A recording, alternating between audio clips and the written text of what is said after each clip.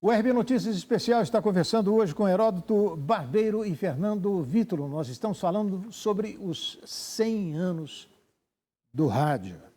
Eu quero fazer uma pergunta para o Vítulo e depois para o Heródoto. O que vocês acham os desafios do rádio nos dias de hoje? Muita gente fala, pô, o rádio já era. É claro que a gente sabe que não é isso. Mas qual é o desafio? É se transformar? Sempre. Vítulo. Sempre vai ser isso. Porque quando chega a TV, em 1950, o papo foi o mesmo. O rádio vai morrer. Pois é. Quando vem a internet, o rádio vai morrer. E agora, quando vem o metaverso, chega o metaverso, será que esse papo vai voltar de novo?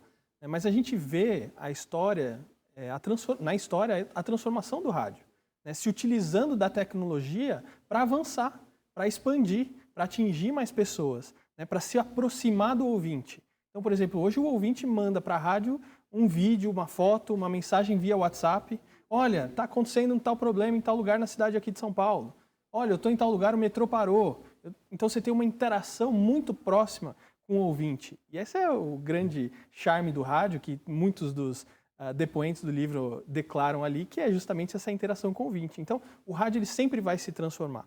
E como a maioria dos depoentes no livro disseram que o rádio nunca vai morrer, mas ele sempre vai se transformar. E a importância dele continua, né? Ô, Herói, você conhece alguém que não ouve rádio? Olha, eu não tenho um aparelho de rádio na minha casa e ouço rádio. Aí é que tá, por quê? Porque você está no carro, está ouvindo o rádio. Não, aqui, o rádio está aqui, ó. No celular. Todas as emissoras estão aqui. E mais, na cozinha da minha casa, eu falo, Alexa, liga para mim aí na CBN. É o que eu faço. Eu não tenho aparelho de rádio. Quer dizer, quando você fala rádio, a gente não tem que imaginar um aparelho. O rádio é a comunicação. É uma instituição. E é uma comunicação auditiva. Sabe quando vai acabar o rádio? Quando o ser humano for surdo. Aí não vai ter jeito. Aí não vai ter jeito, entendeu? Quando o ser humano tiver... Eu fico até certo ponto, sabe, não enciumado, mas ao ver essa história de que o rádio está se transformando em TV. Tem uma emissora de rádio aqui em São Paulo. É a Jovem Pan, eu vou falar, é a Jovem Pan. O rádio que virou TV. Aí eu fico meio chateado, sabia? Porque o rádio é aquela coisa que me inspira uma certa...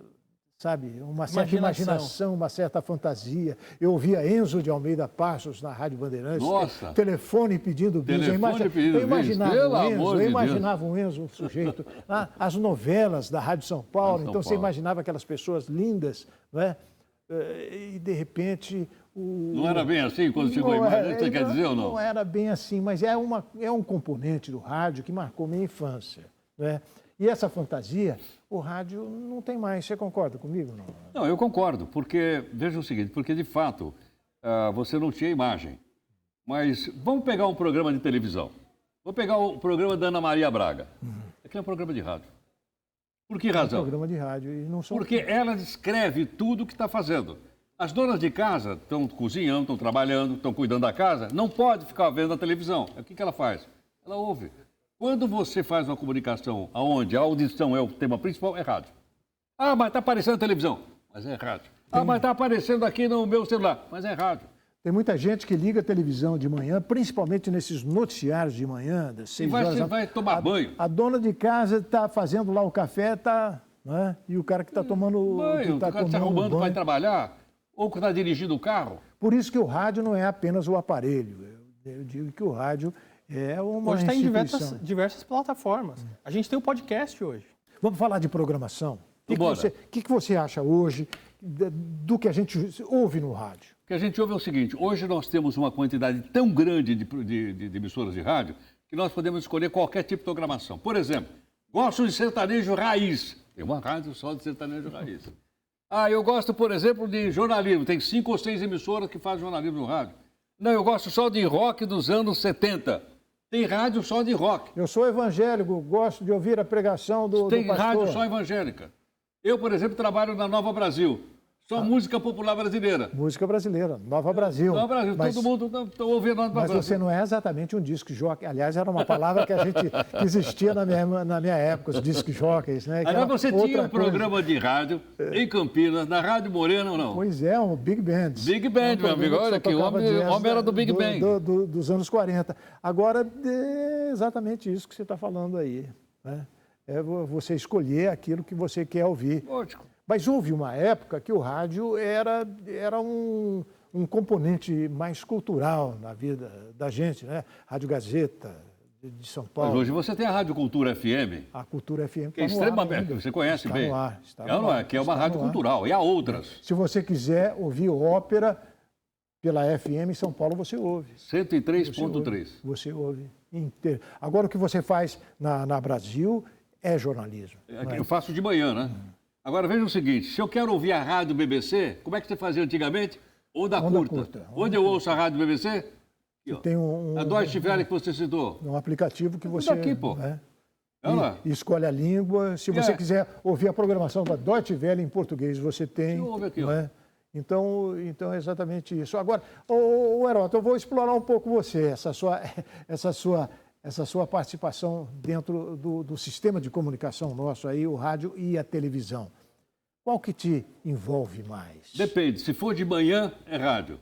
Se for de noite, é a TV como aqui que nós estamos aqui. É porque de manhã ele fazia na CBN, às 6 horas da manhã, o Jornal da CBN, e à noite fazia o Jornal da Cultura. Não é? A gente tem que destacar também a participação do Heródoto muito firme, muito precisa no Roda Viva durante um bom tempo. Quantos anos você ficou lá no Roda Viva? Eu fiquei 2 temporadas no Roda Foi Viva. duas temporadas. Né? Até brigar com um cara poderoso. Eu me lembro no Roda Viva com o Lula, que o Lula não aceitou. Eu estava ouvindo aquele Roda Viva, não aceitou porque o Roda Viva são vários jornalistas que fazem perguntas e o Lula não aceitou um deles e você estava ancorando o programa.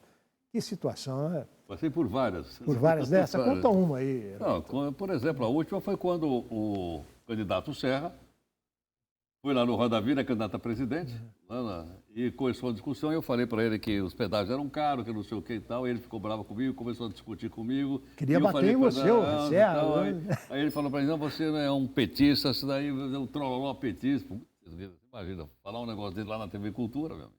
Pois é, né? Que era a emissora do governo ligada ao governo de São Paulo. Pois é, e o rádio político? Porque eu sou do interior, fui criado no interior, o rádio foi minha escola, né? O curso primário, secundário, foi o rádio que me ensinou a ser jornalista. Então, eu não sei se foi bem sucedido, mas enfim, cada emissora de rádio no interior ou pertence ao deputado, ou pertence ao prefeito da cidade. Você sente isso, não? Olha, hoje a questão é o seguinte, a gente tinha antigamente, até por causa da tecnologia, um oligopólio em relação às mídias. A gente estava preso à TV, rádio, jornal e revista. Hoje, com a questão da internet, você acha que democratizou essa área? Eu tenho um programa hoje. Qual que era a minha possibilidade? Você não sai de casa para fazer o programa? Não, eu tenho um estúdio hoje para fazer. Você tem um estúdio, mas se precisar, você faz da sua casa. Faz de casa. Então, assim, quando que 10 anos atrás, 15 anos atrás, eu imaginaria ter um programa? Eu teria que ir em alguma emissora, apresentar o meu programa, para eles gostarem da ideia, para poder começar a fazer. Então, a gente não tem isso. Depender de um sonoplasta. Exatamente.